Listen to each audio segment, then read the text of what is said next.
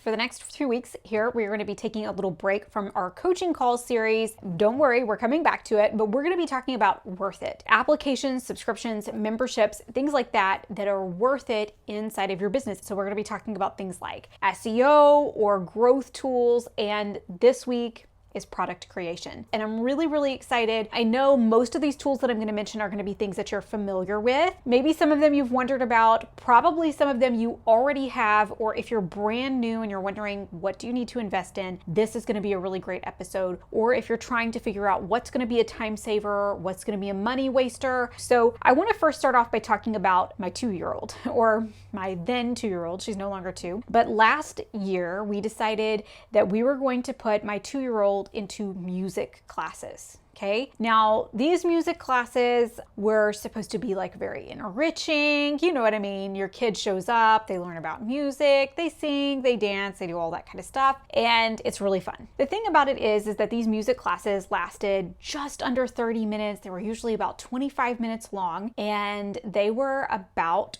$30 a lesson. So every single month you're paying for these lessons, and you pay for them whether or not your kid shows up. And then your child shows up for 25 minutes and they're getting this really incredible, enriching experience, right? That was the idea. And honestly, that's how it was set up. But for my 2-year-old, it was absolutely not worth it. We really tried to make it work. We did it for several months. My husband and I would take turns taking her to these music lessons. And at the end of the day, it was not worth it to us. But here's the thing. There was another 2-year-old in the class, and it was absolutely worth it for that 2-year-old and for her parents. The difference is the expected outcome, what it was that we were each wanting to get out of it as parents, or each wanting our child to get out of it as parents, and how our children performed in that environment, right? Their 2-year-old was what I would describe as being very mild-mannered, very easygoing. My 2-year-old was all over the place. It was basically an exercise in discipline every time that we went, right? My husband or I, whoever went, would get an absolute workout. We were in this teeny tiny room. My child turned into a wild child and wanted to touch all of the things and do all of the things, and didn't really transition well from one activity to the next, probably due to her age. She would probably excel in this right now at her age now, but we would be dancing and popping bubbles 1 minute, and then the next minute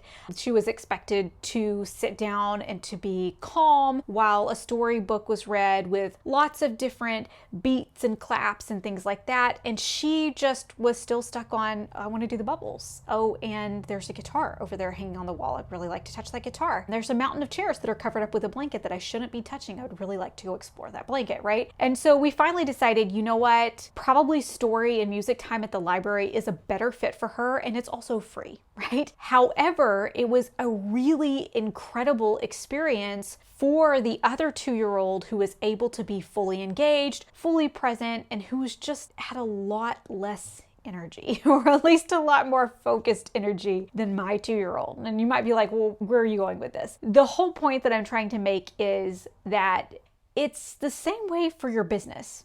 So for the next few weeks, we're going to be talking a lot about, like, is this product worth it? Is it not worth it? And the answer is really going to be, a lot of times, it depends. It depends on where you're at. It depends on what outcome you're looking for. It depends on how much time you have, how are you planning on using this tool, how much you're going to be able to use this tool, how much time it's going to save, your budget, etc. It's going to depend on so many different things. And so while I'm going to try to keep that in mind and try to give you some perspective in terms of, if you're at this spot in your business, you might not find it to be worth it. If you're at this place, you may really want to invest in this. At the end of the day, there aren't any hard and fast rules for these tools. There aren't any tools that are absolutely worth it for everybody. Some people are going to find that one thing works really well for their business, while other people are going to just find that it isn't worth the time or the energy, the effort, or the money. Okay. I want to start with one that is extremely popular and gets talked about a lot, and in fact is a favorite. So whenever I asked inside of a couple of different Facebook groups, like, what are some tools that you love and or want to learn more about? Flatpack was at the top of the list for, and in fact, most Bearwood Labs products were for tools that people were absolutely loving and found to be really worth it in their business. If you're not familiar, Flatpack is a tool from Bearwood Labs, and what it allows you to do is it's basically a PowerPoint add-on. So if you create resources in PowerPoint, it will flatten, that means turn your pages into images, and secure your document with a PDF password all in like one click. But it'll also allow you to keep certain text from getting flattened with everything else, right? So I can exclude clickable links from being flattened so that they still work, etc. It is, in my opinion, an absolutely invaluable tool because, and you can see the price here in just a second. I'm going to share my screen with you guys here in just a minute so that you can see some of these different Bearwood Lab products. But I find that it's absolutely invaluable. It's a one-time fee, so you only have to pay for it once, which is really nice. It's not a subscription, so it's kind of a one and done situation. I've actually purchased 3 different licenses for Flatpack, one for myself, one for each of my VAs who routinely flatten resources for me. And so I really love it, and it's something that I always want to have at my disposal. The only thing that I would say about Flatpack is that it's not going to be the only tool that you need if you routinely have to combine PDFs after creating them. So for example, if I'm having to unlock that resource, go into Adobe or go into another editing software to add like my terms of use pages or things like that, then oftentimes, depending on what software you're using, and we'll talk about this a little bit more when we get into Adobe Acrobat, you are going to mess up the securing of that document if you upload it to say like small PDF to merge documents or things like that. So you have to understand that it's a tool that only works inside of PowerPoint. So just bear that in mind, right? It only works inside of PowerPoint. Let's talk about other Bearwood Labs products. So this is just bearwoodlabs.com, and I've just gone to their product section. They have bundles, which is really nice. So you can buy a bunch of different things all at one time. I believe that I've purchased and used their bingo creator and thought that it came in really handy. Like I've said, I've purchased Flatpack. They have it for Mac or for PC. I've also purchased this TPT store linker. I have not used it. It seemed really interesting to me because you're able to, like, let's say that you have a PowerPoint where you're pulling in related products. You could easily change those out and link to those related products from within your TPT store linker, and it'll automatically pull in the cover image for that product, which is really nice, and link it. So that can be a time saver, but I haven't utilized that fully. I'm 99% sure I purchased this puzzle maker.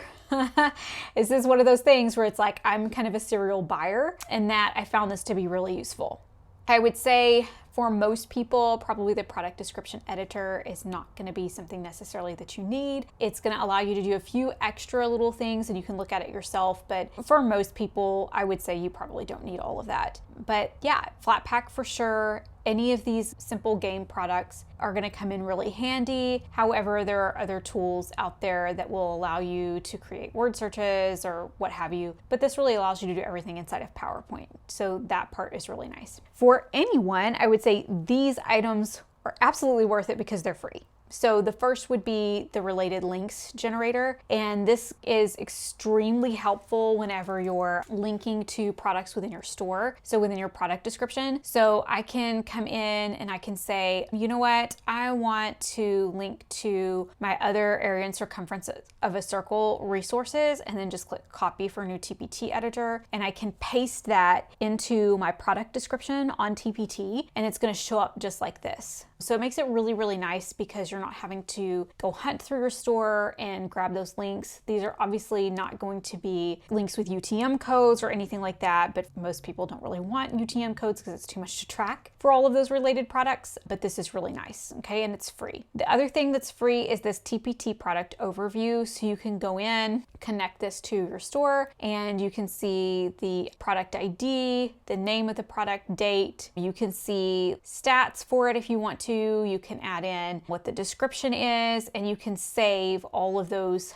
to a CSV. That way you have them on hand in case anything terrible were to happen. Or it's really nice, like I used this for my VA for when she was uploading resources into my Shopify store. It's kind of nice to have everything all in one place. You can even add in your cover image so you have a record of all of that. But yeah, it's really, that part is really nice. Those are both free tools again, so you can't beat free. Free is always worth it. Okay, so yeah, I love that one. Let's go back to number 2. The next thing would be Canva Pro. Okay, so this is one where it's kind of iffy in terms of product creation. So I use Canva Pro for a lot. I use it to create things within my membership. So these are not products that are paid for and for sale on TPT. These are products that, like, I've got a workbook that I create every single month within RTA, or creating my slides, or creating graphics for events and things like that. I use Canva Pro all the time. For me, it's absolutely worth it, even if I'm not creating products to necessarily sell on TPT. It's worth it to go ahead and have the Pro subscription. That way I can have Pro elements. That way I can have all of my branding colors and my branded fonts uploaded. I can have team members who are hooked in and they can work on a project with me, and we both have access to the same documents. It just makes it really, really handy. But here's what I would say. I would say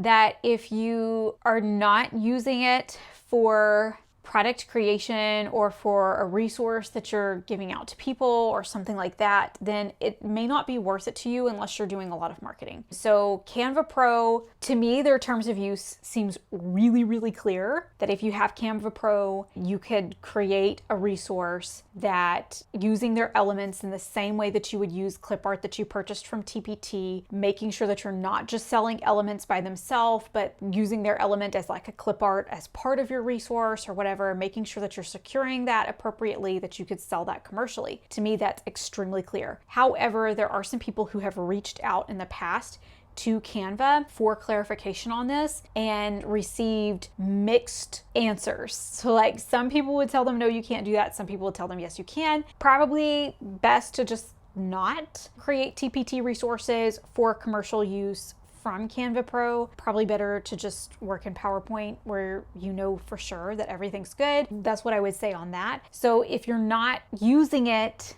for a lot of marketing, you're not doing very much marketing, and you're not using it for creating resources, then I would say in general, Canva Pro may not be worth it to you. But under the circumstances, like if you're doing a lot of marketing or you have resources, like for example, I've created resources in Canva before that I do not sell, but that I've given to my audience and be like, hey, you can have this right here. Even sharing like the template with them from Canva, like just sharing a Canva template, that has been worth it for me. So just kind of depends on how you want to use it, is going to determine whether or not it's going to be worth it for you. It also kind of depends on budget too. Canva Pro isn't very expensive. I think it's like $12 a month. And for some people, $12 a month isn't that much, but if you're just starting out, $12 a month might be quite a bit. So just kind of depending on where you're at in your business as well. The next one is Adobe Acrobat. I want to talk about this one because I get this question a lot with newer sellers. They're like, if I purchase Flatpack, do I need Adobe? If I purchase Adobe, do I need Flatpack?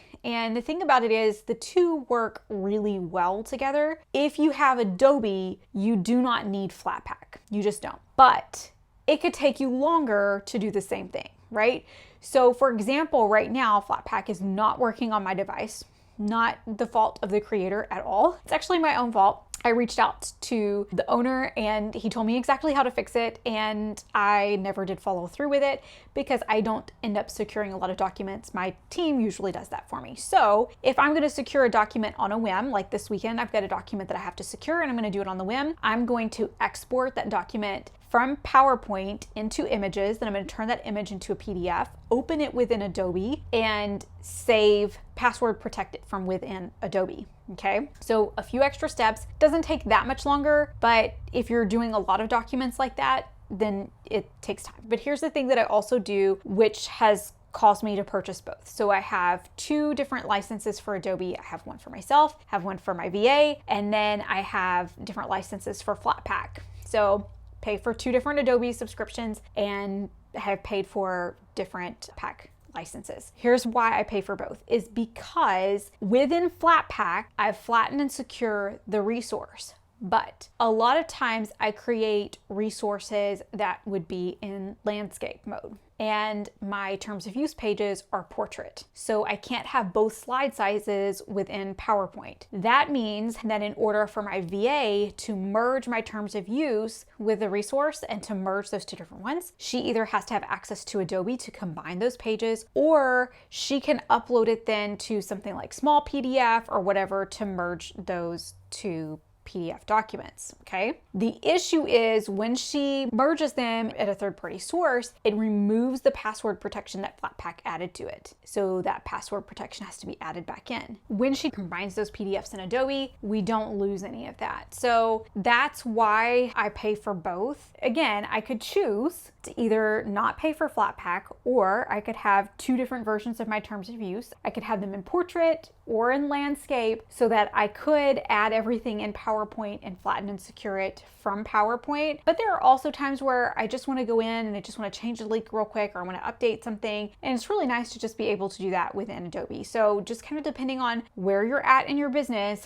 what's worth it to you. For me and my business, it's worth it to have both because I can work as efficiently and as quickly as possible with both, but you don't necessarily have to have both. Like, you could make one or the other work for you. Let's talk about number 4. ChatGPT, the thing that everybody wants to talk about these days, AI, and using that for product creation. So you're not going to get in trouble for using AI for product creation. You can use the content that's created commercially. I'll tell you a little bit about my experience with it, how I use it personally for product creation, and how I utilize those products. So I think it's going to get a lot smarter over time. It's going to become a lot more effective. So if you're watching this video like a year from now, you may be like, yeah, that's no longer an issue. But currently, I'm in math, so I've found that it's not 100% accurate. In fact, it's probably not even 50% accurate when it comes to providing problems and solutions. So maybe if we're talking about addition and subtraction and things like that, it might be really good. But we're talking about algebra, algebra 2, geometry, things like that. It's just not very accurate. So I can't rely on it to write problems and solutions for me. But what I can do is I can have it start things for me or give me a list of ideas. So for example, if I'm writing word problems or a story or something like that, it can give me the foundation or the basis. It can give me those ideas. I know for me personally, when I sit down, it's really easy for me to write, a problem like 3/2 plus 4/3, right? That's a no-brainer. But to put that into a word problem, especially if it revolves around a theme like a Christmas theme or a Thanksgiving theme or something like that, takes a little bit more brain power. Still not difficult, but at the end of a long day, it still takes brain power. And sometimes I don't always have brain power to spare. So having something to think of different ideas for me with word problems, or to give me sentence stems or things like that, or to write the basics of a story for me. The other thing that I've used it for some of my marketing. So sometimes in an email, I'll tell them like, hey, I've got the next 3 days of lesson plans planned out for you for right before Thanksgiving or right before Christmas break or right before the holidays. And I'll have it write 12 different word problems for 5th and 6th grade, or 12 different word problems for, 8th grade and 7th grade and 8th grade, or for algebra in high school, whatever. I'll say, give me 12 different Thanksgiving themed word problems or Halloween themed word problems for these grade levels.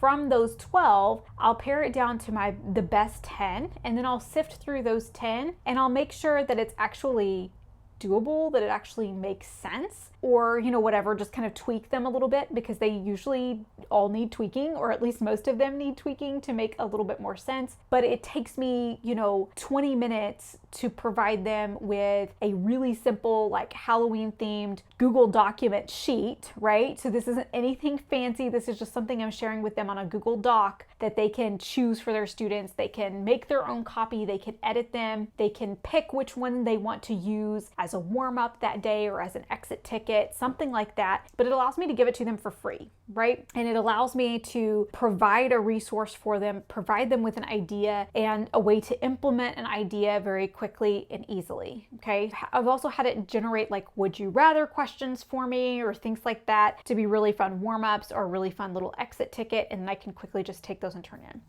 same for puns or what have you, or giving me general ideas. I've used that in terms of product creation. Again, I don't sell those resources. These are just things that I'm able to provide very quickly for my audience and give them a little bit extra, in addition to, like, maybe I say I would pair this activity with one of these questions as a warm-up. And that way I'm able to give them some original questions. They're not having to go search the internet.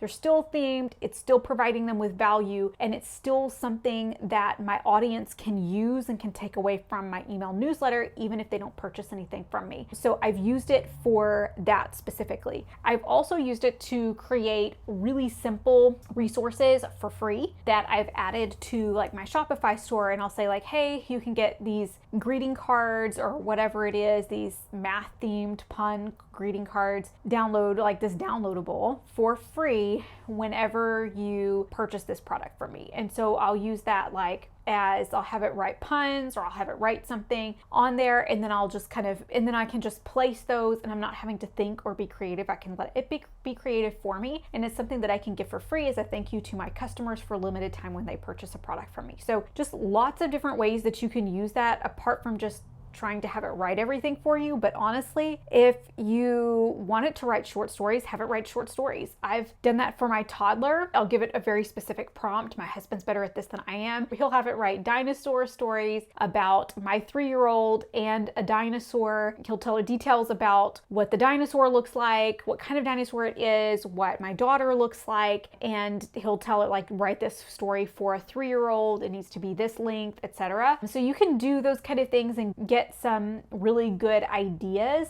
from ChatGPT. Right now, the limitations would be that it tends to kind of repeat the same ideas over and over again. So, like, if I tell it to give me 12 problems that are Christmas themed for adding subtractions, a lot of times it'll give me, like, the same, John had this many cookies, or Santa and his elves, or Santa and his reindeer drove X amount of distance, whatever. And it's like, it'll kind of use those same storylines over and over and over again. It seems to be getting better about that. It seems to be having more unique ideas, but I still think it's a really great tool to utilize, especially for ideas, for free content for your audience, and more. ChatGPT is free, so definitely play around with it, have a little bit of fun. I would be shocked if you found that you didn't need to tweak anything or didn't need to change anything up. As far as having it write all of your content for you, I would absolutely steer clear of that, because it doesn't have the expertise in your niche that you have. ChatGPT has never been a teacher. It doesn't know how to work with students in a classroom. It doesn't know how students learn best. It doesn't know how to meet the individual needs of a classroom teacher. And so if you're creating content that is specifically just made by ChatGPT or just made by AI, you're probably going to find that the shelf life for that content is going to be really short. You're going to find that those resources are not going to meet the long-term needs, or teachers are going to quickly figure out how to create that same exact content for themselves. So you still want to make sure that you're meeting needs for teachers and you're meeting needs for students in unique ways, and you're not just trying to quickly put resources out there. That's not the goal here. All right, so hopefully this has given you some good ideas. It's given you an idea of whether or not different resources are going to be worth it. And if you have a product creation tool that you have found to be worth it, drop a comment down below and share it with us. Or if you have a product creation tool that you want to ask others about and see if others have used it, our Facebook group is a really great place for those conversations. You can find the link to that free Facebook group down inside of the description. Guarantee you probably somebody else has already used it or would be interested in testing it out for you. All right, thanks so much for being here, you guys. We're going to be back next week with another episode. We're actually going to be specifically looking at SEO tools. So tools to help you with keywords, search engine optimization, things like that. This was the biggest category in terms of requests. They can't wait to roll it out to you guys. See you next week.